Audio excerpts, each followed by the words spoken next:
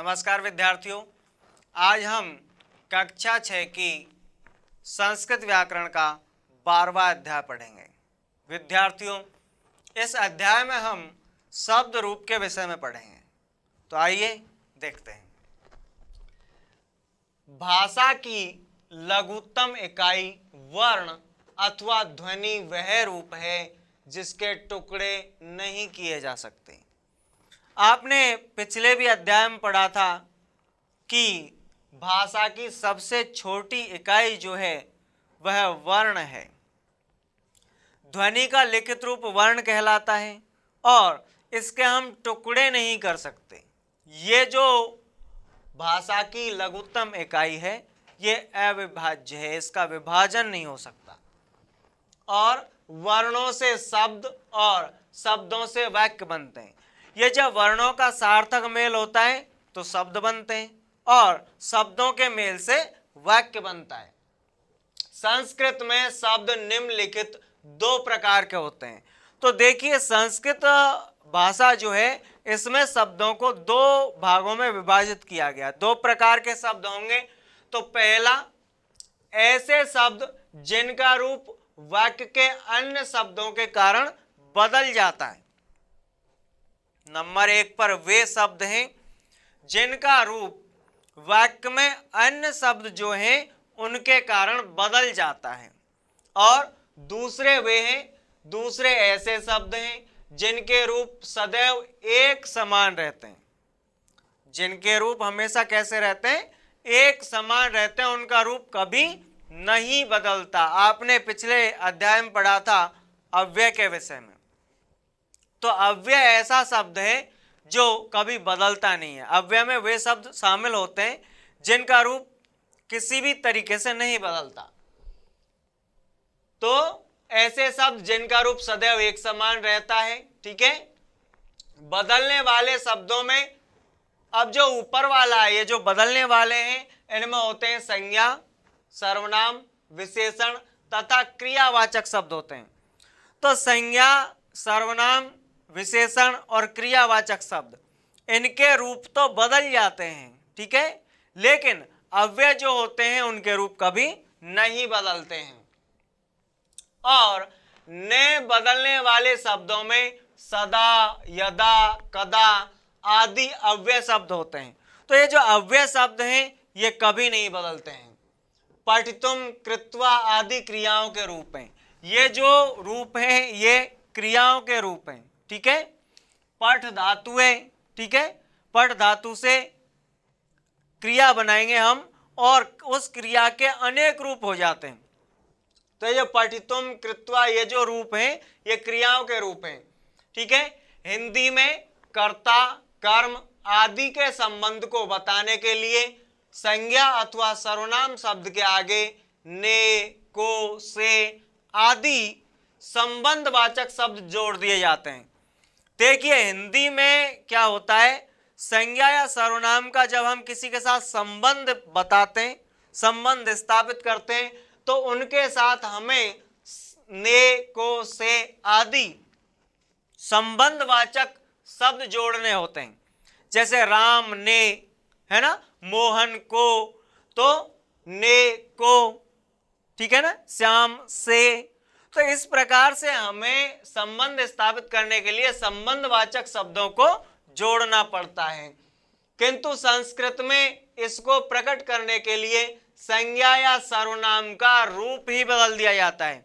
अब हिंदी में तो क्या किया हमने, शब्दों के साथ संबंधवाचक शब्द जोड़े, ठीक है, तब जाकर के संबंध स्थापित होता है।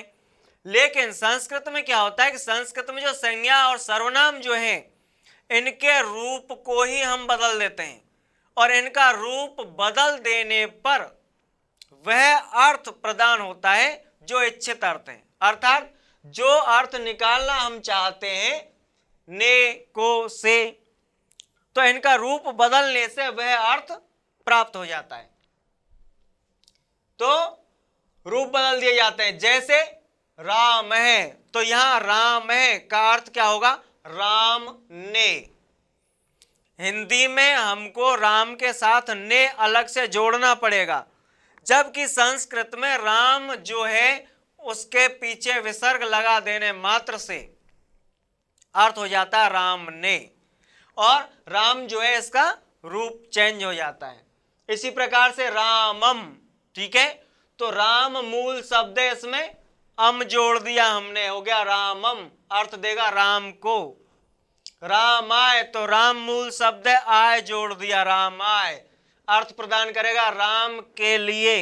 हिंदी में हमें राम के साथ के लिए अलग से जोड़ना पड़ता है, जबकि संस्कृत में राम शब्द के साथ आय जोड़ा। क्या जोड़ा? आय। तो ये हम जोड़ते हैं, ये विभक्ति कहलाती है, आप नीचे पढ़ेंगे रामस्य, राम का आदि, ठीक है। इस प्रकार एक ही शब्द के अनेक रूप हो जाते हैं। शब्द एक है राम, लेकिन उसमें विभक्तियां जुड़ करके उसके अनेक रूप हो जाते हैं, अनेक अर्थ प्रदान करने लगता है वह। प्रथमा से लेकर के सप्तमी तक 7 विभक्तियां होती हैं। संस्कृत जो है इसमें प्रथमा से लेकर के और सप्तमी तक 7 विभक्तियां होती हैं। कितनी विभक्ति होती है? 7। पूर्व में हमने बताया कि सुबंत और तिगंत को पद कहते हैं। अब देखिए, पहले भी आप किसी अध्याय में पढ़ चुके हैं कि सुबंत शब्द जो है वो पद कहलाते हैं और तिगंत पद जो है वो भी पद कहलाते हैं, ठीक है। भिन्न भिन्न कारकों को बताने के लिए शब्दों में जो प्रत्यय जोड़े जाते हैं उन्हें सुप प्रत्यय कहते हैं। अब देखो, शब्द जो है, शब्द के बाद में जो प्रत्यय जोड़ा जाएगा, भिन्न भिन्न कारकों को बताने के लिए कोई शब्द है, शब्द के बाद में जो प्रत्यय जोड़े जाएंगे वो सुप प्रत्यय कहलाते हैं, और क्रिया के बाद में जो जोड़े जाते हैं वो तिंग प्रत्यय कहलाते हैं। तो देखिए, सुबंत और तिंगंत को पद कहते हैं। भिन्न भिन्न कारकों को बताने के लिए शब्दों में जो प्रत्यय जोड़े जाते हैं उन्हें सुप कहते हैं, ठीक है। इसी प्रकार से भिन्न भिन्न काल, ठीक है, समय को बताने के लिए, काल की क्रियाओं का अर्थ बतलाने के लिए धातुओं में जो प्रत्यय जोड़े जाते हैं उन्हें तिंग कहते हैं। शब्दों में जो प्रत्यय जोड़े जाएंगे उनको क्या कहा जाएगा? सुप प्रत्यय कहा जाएगा, और क्रियाओं के साथ जो प्रत्यय जोड़े जाएंगे उनको तिंग प्रत्यय कहा जाएगा, ठीक है। सुप और तिंग को ही विभक्ति कहते हैं, यह आपको ध्यान रखना है। सुप और तिंग जो है इनको ही हम क्या कहते हैं? विभक्ति कहते हैं। सुप विभक्तियों के मूल रूप इस प्रकार से हैं। अब देखो, यहां आप पढ़ रहे हो सुप विभक्तियों के बारे में, तो सुप विभक्तियां कौन कौन सी हैं और कैसे, आइए देखते हैं। देखो, यहां पर यह है कारक, ये क्या है? कारक। यह है विभक्ति और यह है इनका अर्थ। यहां पे कारक, विभक्ति और अर्थ। तो देखिए, कारक में सबसे पहला होगा कर्ता कारक। कौन सा है? कर्ता कारक। कर्ता कारक जो है ये प्रथमा विभक्ति में होता है। किस में होता है? प्रथमा विभक्ति में, और अर्थ देता है ने। जैसे राम है तो राम ने, ठीक है। इसी प्रकार से कर्म कारक। कर्म कारक जो है इसमें द्वितीया विभक्ति होती है। कर्म कारक में कौन सी विभक्ति होती है? द्वितीया, ठीक है, और अर्थ प्रदान करता है को, राम को, ठीक है। करण कारक। करण कारक जो होता है इसमें तृतीया विभक्ति होती है और अर्थ देती है से, ठीक है। ठीक इसी प्रकार से संप्रदान। संप्रदान जो होता है, संप्रदान में चतुर्थी विभक्ति होती है और अर्थ होता है के लिए। और अपादान जो है, अपादान में पंचमी विभक्ति होती है। अपादान में कौन सी विभक्ति होती है? पंचमी होती है, अर्थ होता है से और अलग होने पर। देखिए, यहां 2 से है, करण तृतीया में भी से है, ठीक है, लेकिन ये से जो है यह जोड़ने के भाव में होता है। जैसे मोहन कलम से लिखता है, तो कलम और मोहन, ठीक है, दोनों का संबंध है। लेकिन यहां यह अलग होने का भाव है। जैसे हिमालय से गंगा निकलती है, तो यहां हिमालय से गंगा अलग होती है, तो यह अलग होने के भाव में होता है। अपादान पंचमी से अलग होने पर। संबंध षष्ठी का, के, की, यह संबंध स्थापित करने के लिए, जैसे राम का, सीता की। तो इस प्रकार अधिकरण, यह सप्तमी, ठीक है, इसका अर्थ होता है में पर। तो आइए हम कुछ शब्द रूप देखते हैं और उनमें विभक्ति देखते हैं। आइए अब हम कुछ शब्द रूप पढ़ेंगे। देखिए यहां बाल है, मतलब है लड़का, अकारांत पुल्लिंग के शब्द हैं। ठीक है, आपने संस्कृत रीडर में पढ़ा था कि ये जो बाल है अकारांत पुल्लिंग है, ठीक इसी प्रकार से राम, ठीक है, इन शब्दों के रूप भी चलते हैं। बालक है, राम है, बहुत सारे। तो इसी प्रकार देखिए विभक्ति हैं जिनमें प्रथमा, द्वितीया, तृतीया, चतुर्थी, पंचमी, षष्ठी, सप्तमी और संबोधन है। यहाँ एक वचन के रूप होंगे, यहाँ द्विवचन के और यहाँ बहुवचन के। तो देखिए यहाँ प्रथमा में इसके रूप चलेंगे, एक वचन में हो जाएगा बाल है, द्विवचन में बालो और बहुवचन में बाला। इसी प्रकार से द्वितीया एक वचन बालम, द्वितीया द्विवचन बालो और द्वितीय बहुवचन बालान। अभी जैसा आपने पढ़ा था कि ये जो हिंदी होती है, हिंदी में हमें इनके साथ जोड़ने पड़ते हैं, जैसे राम ने, ठीक है, बालक तो बालक ने, दो बालक ने और अनेक बालकों ने। ठीक है, इसी प्रकार से एक बालक को, दो बालकों को और अनेक बालकों को। तो यहाँ पर को, ने, इस प्रकार के हमें जोड़ने पड़ते हैं। लेकिन यहाँ ये जो रूप है, यह रूप स्वतः ही वह अर्थ प्रदान करता है जो करना चाहिए। जैसे यहाँ ने, यहाँ को, इस प्रकार से। तो तृतीया बालेन, बालाभ्याम, बालई, ठीक है। चतुर्थी बालाय, बालाभ्याम, बालेभ्य और पंचमी बालात, बालाभ्याम, बालेभ्य, ठीक है।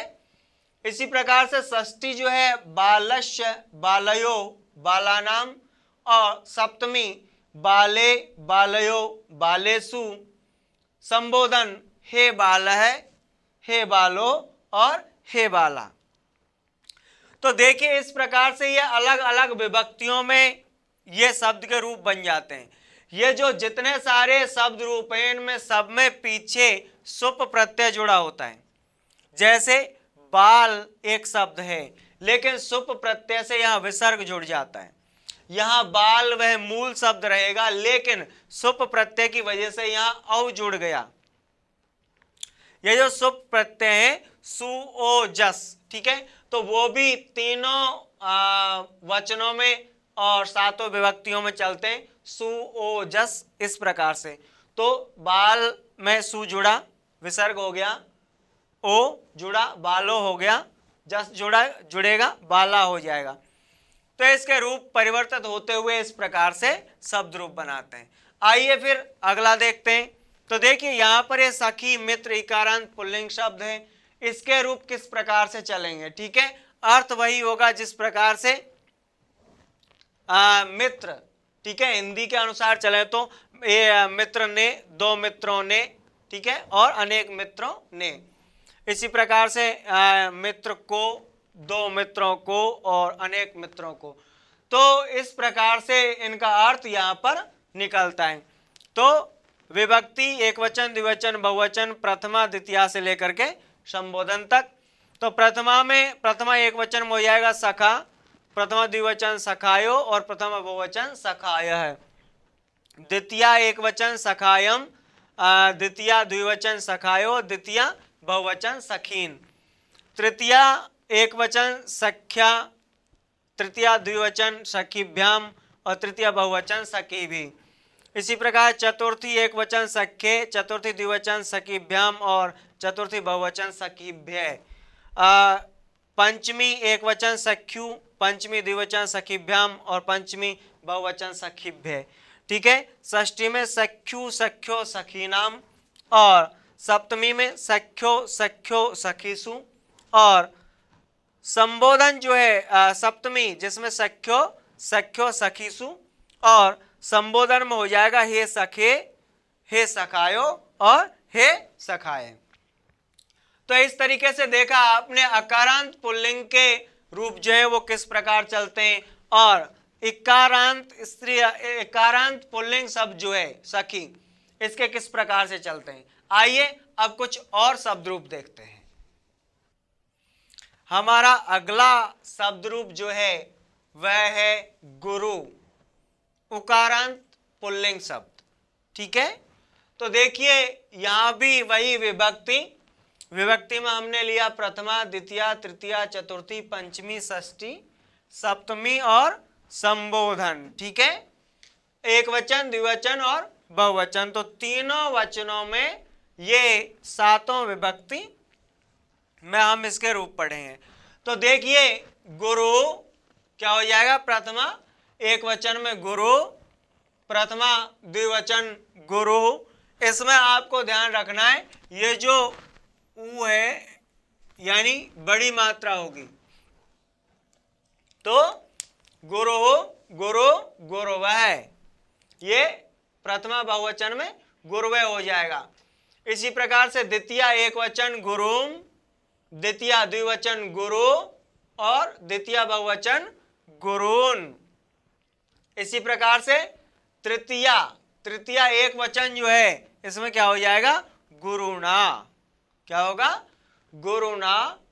द्विवचन इसमें होगा तृतीया द्विवचन में गुरुभ्याम, तृतीया द्विवचन में क्या हो जाएगा, गुरुभ्याम। और तृतीया बहुवचन में होगा गुरु भी। क्या हो जाएगा, गुरु भी। ठीक इसी प्रकार से चतुर्थी एक वचन, ठीक है, चतुर्थी एक वचन में होगा गुरुवे, चतुर्थी द्विवचन गुरुभ्याम और चतुर्थी बहुवचन गुरुभ्य। ठीक है, पंचमी एक वचन में होगा गुरु, पंचमी द्विवचन में गुरुभ्याम और पंचमी बहुवचन में हो जाएगा गुरुभ्य। इसी प्रकार से षष्ठी एक वचन गुरु, षष्ठी द्विवचन गुरुवो और षष्ठी बहुवचन में गुरु नाम। ठीक है, सप्तमी की बात करें तो सप्तमी में एक वचन गुरु, सप्तमी द्विवचन गुरुवो और सप्तमी बहुवचन गुरुसु। और अंत में संबोधन।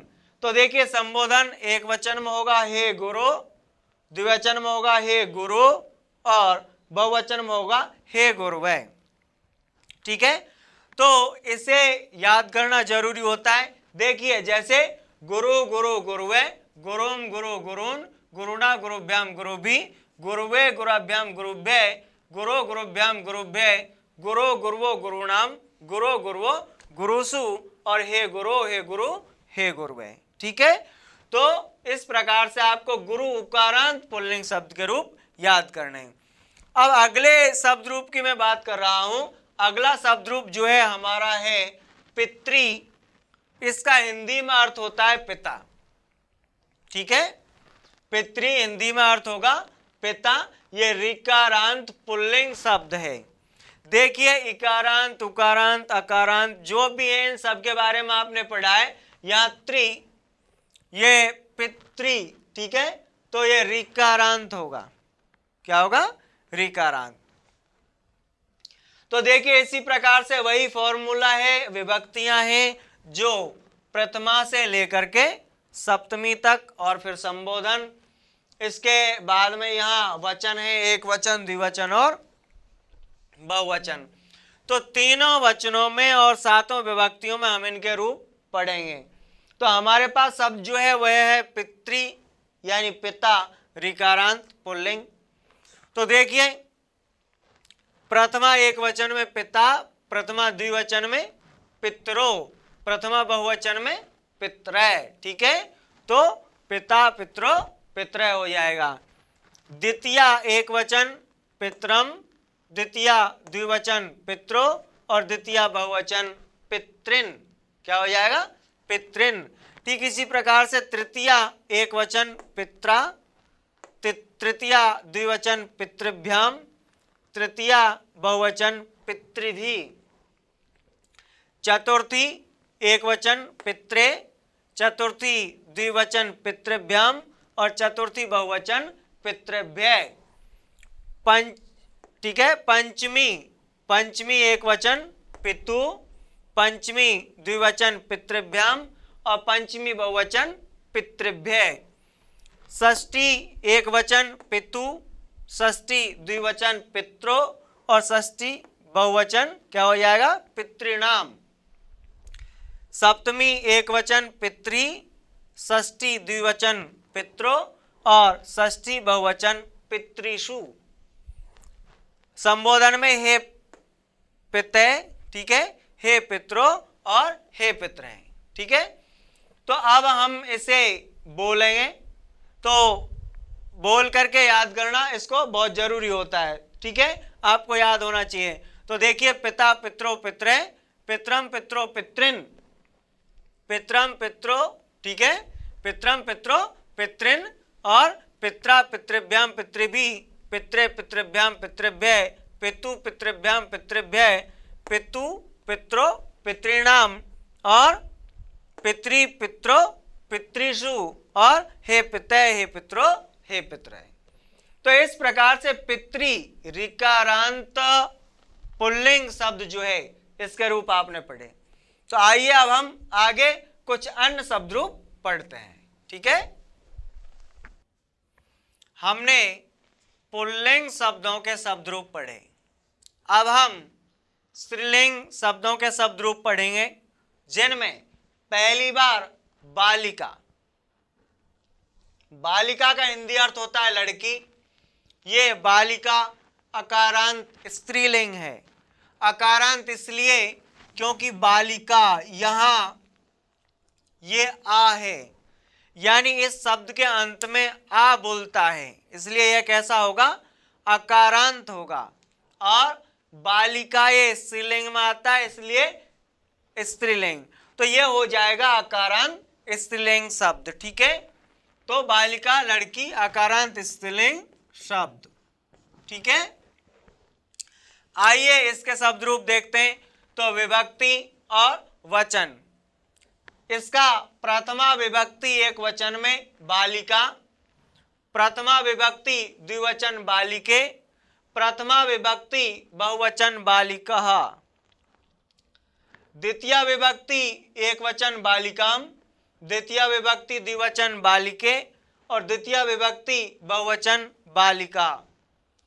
इसी प्रकार से तृतीय विभक्ति एक वचन बालिकया, तृतीय विभक्ति द्विवचन बालिकाभ्याम और तृतीय विभक्ति बहुवचन बालिकाभि।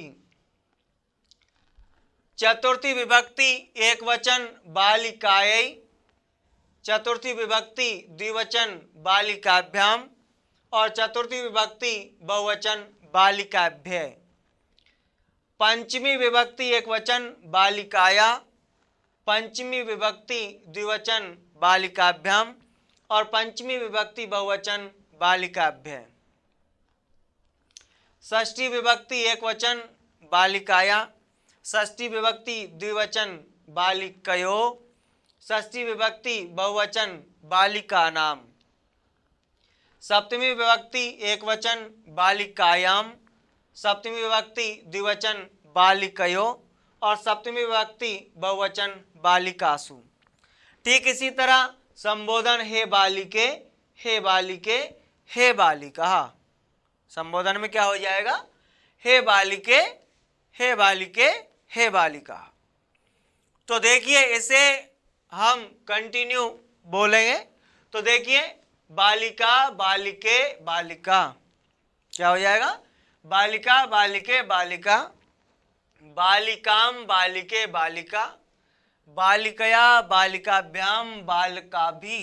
ठीक है, बालिकाए, बालिकाभ्याम, बालिकाभ्य, बालिकाया, बालिकाया, बालिकाभ्याम, बालिकाभ्य और बालिकाया, बालिकयो, बालिकानाम, बालिकायाम, बालिकयो, बालिकासु। हे बालिके, हे बालिके, हे बालिका। ठीक है, अगला हमारा जो शब्द रूप है वह है मति, बुद्धि। ये इकारांत स्त्रीलिंग है, मति ई, तो इकारांत हो जाएगा और बुद्धि स्त्रीलिंग शब्द है। तो इकारांत स्त्रीलिंग शब्द है मति, इसके रूप हम देखेंगे। वही सातों विभक्तियों में तीनों वचनों में इसके रूप चलेंगे। यहां देखिए आप, प्रथमा एक वचन मति, प्रथमा द्विवचन मति, प्रथमा बहुवचन मतयः, द्वितीया एक वचन मतिम, द्वितीया द्विवचन मति, द्वितीया बहुवचन मतिः, तृतीया एक वचन मत्या, तृतीया द्विवचन मतिभ्याम और तृतीया बहुवचन मतिभिः,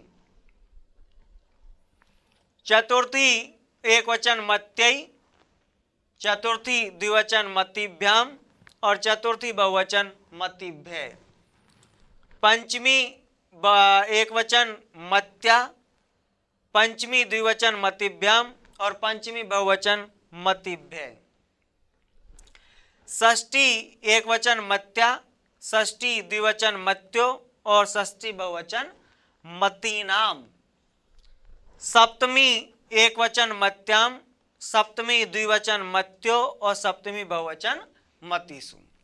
संबोधन की बात करें तो संबोधन एक वचन हे मते, संबोधन में द्विवचन हे मति और संबोधन में बहुवचन हे मति है। तो देखिए एक बार फिर हम इसे देखेंगे।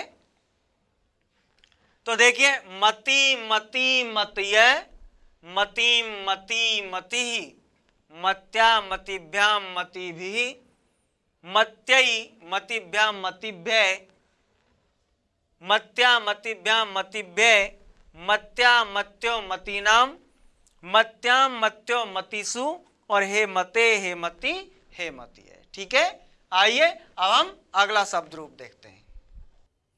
अभी तक हमने पुल्लिंग और स्त्रीलिंग शब्दों के शब्द रूप पढ़े।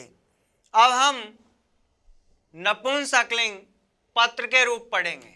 ठीक है, पत्र जो है ये नपुंसकलिंग अकारांत है। तो देखिए पत्र शब्द क्या हो जाएगा, अकारांत नपुंसकलिंग।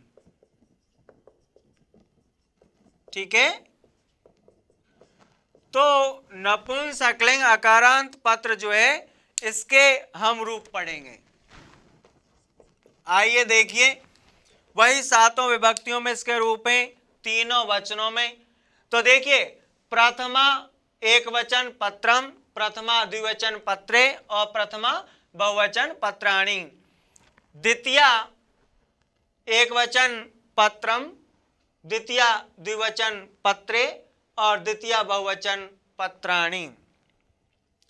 इसी प्रकार से तृतीया एक वचन पत्रेण, तृतीया द्विवचन पत्राभ्याम और तृतीया बहुवचन पत्रे, चतुर्थी एक वचन पत्राय, चतुर्थी द्विवचन पत्राभ्याम, चतुर्थी बहुवचन पत्रेभ्य, पंचमी एक वचन पत्रात्, पंचमी द्विवचन पत्राभ्याम और पंचमी बहुवचन पत्रेभ्य, षष्ठी एक वचन पत्रस्य, षष्ठी द्विवचन पत्रयो और षष्ठी बहुवचन पत्राणाम। इसी प्रकार से सप्तमी एक वचन पत्रे, सप्तमी द्विवचन पत्रयो और सप्तमी बहुवचन पत्रेषु। संबोधन में हे पत्र, हे पत्रे और हे पत्राणि। तो इसे हम बोलेंगे एक बार फिर से, पत्रम पत्रे पत्राणि, पत्रम पत्रे पत्राणि। ये आपको ध्यान रखना है कि इसके प्रथमा और द्वितीय दोनों विभक्तियों में समान रूप चलते हैं। प्रथमा में भी पत्रम पत्रे पत्राणि और द्वितीय में भी पत्रम पत्रे पत्राणि।